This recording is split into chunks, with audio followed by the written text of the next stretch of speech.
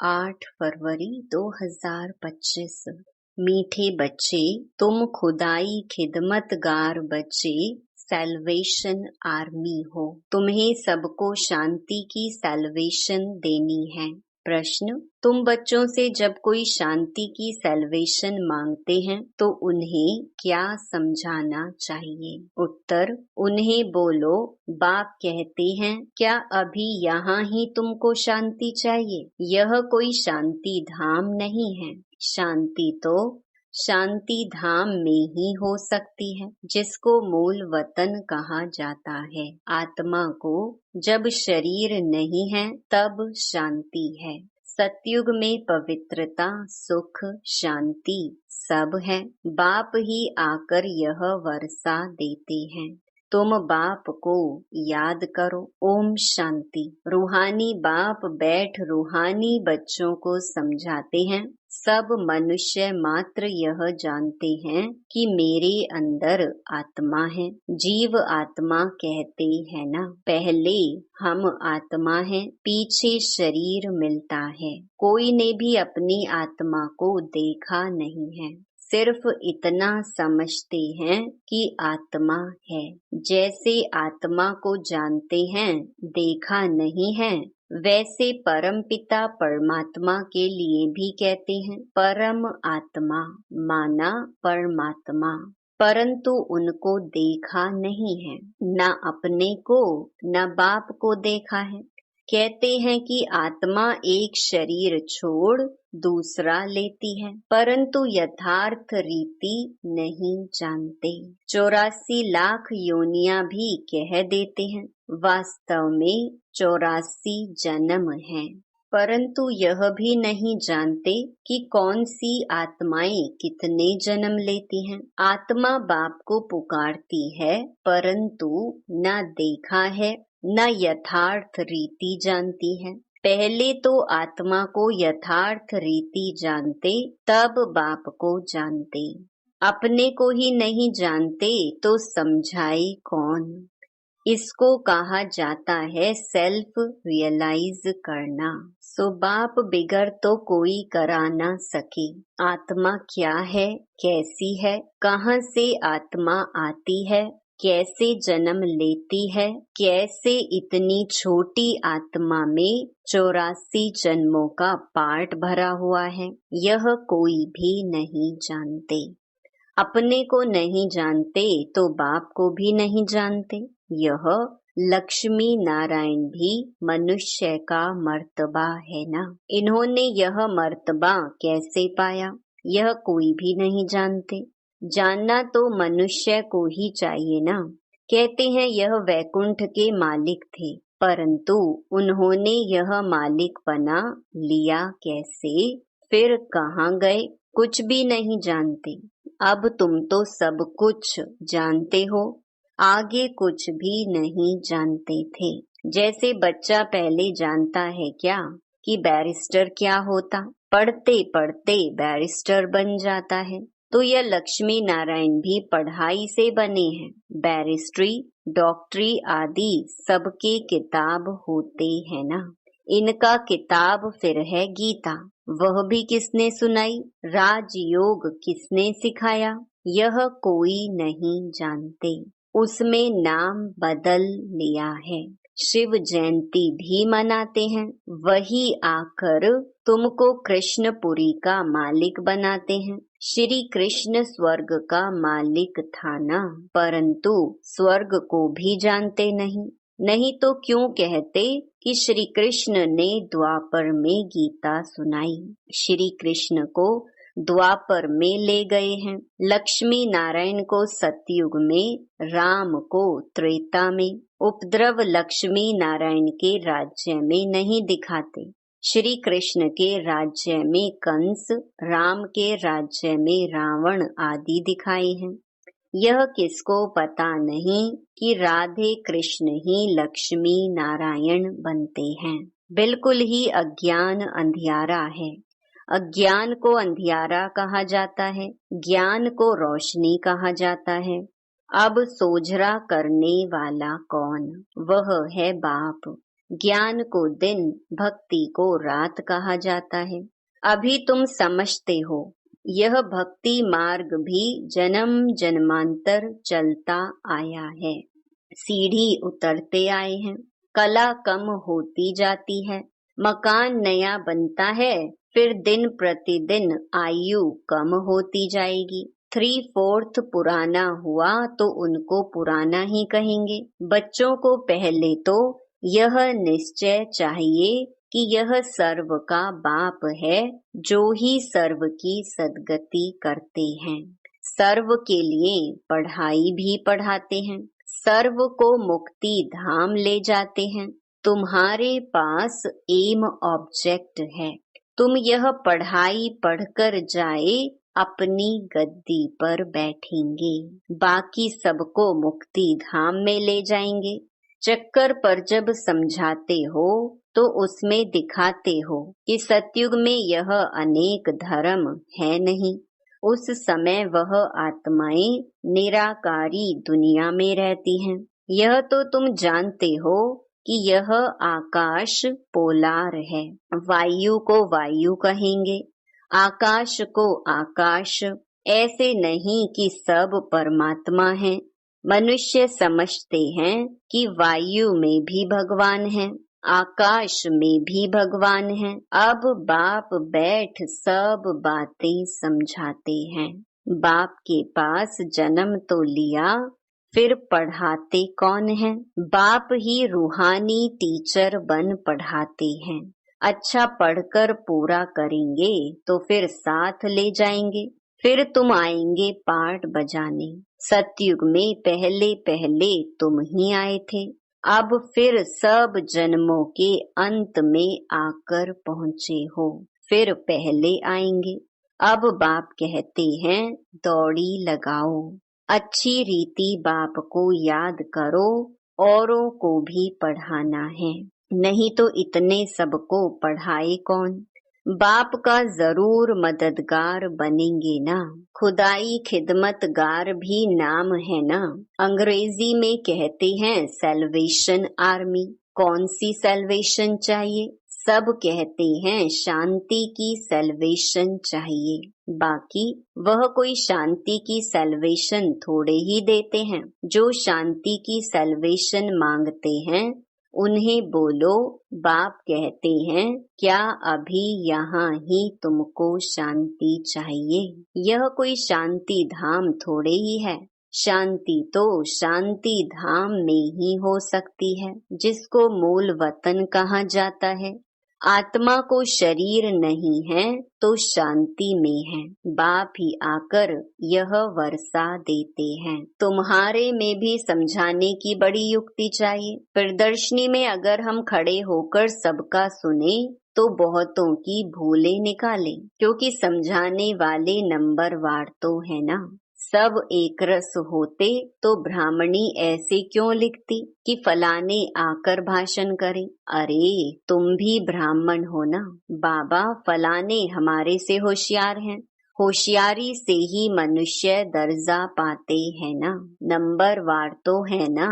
जब इम्तिहान की रिजल्ट मिलेगी तो फिर तुमको आपे ही साक्षात्कार होगा, फिर समझेंगे हम तो श्रीमत पर नहीं चलते। बाप कहते हैं कोई भी विकर्म मत करो, देहधारी से लागत नहीं रखो। यह तो 5 तत्वों का बना हुआ शरीर है ना। 5 तत्वों की थोड़े ही पूजा करनी है, वह याद करना है। भले इन आँखों से देखो परंतु याद बाप को करना है। आत्मा को अब नॉलेज मिली है, अब हमको घर जाना है, फिर वैकुंठ में आएंगे। आत्मा को समझ सकते हैं, देख नहीं सकते, वैसे यह भी समझ सकते हैं। हाँ, दिव्य दृष्टि से अपना घर व स्वर्ग देख सकते हैं। बाप कहते हैं बच्चे मन मना भव, मध्याजी भव माना। बाप को और विष्णुपुरी को याद करो। तुम्हारी एम ऑब्जेक्ट ही यह है। बच्चे जानते हैं हमको अभी स्वर्ग में जाना है, बाकी सबको मुक्ति में जाना है। सब तो सतयुग में आ नहीं सकते। तुम्हारा है डेटिज्म, यह हो गया मनुष्य का धर्म। मूल वतन में तो मनुष्य नहीं है ना, यहाँ है मनुष्य सृष्टि। मनुष्य ही तमो प्रधान और फिर सतो प्रधान बनते हैं।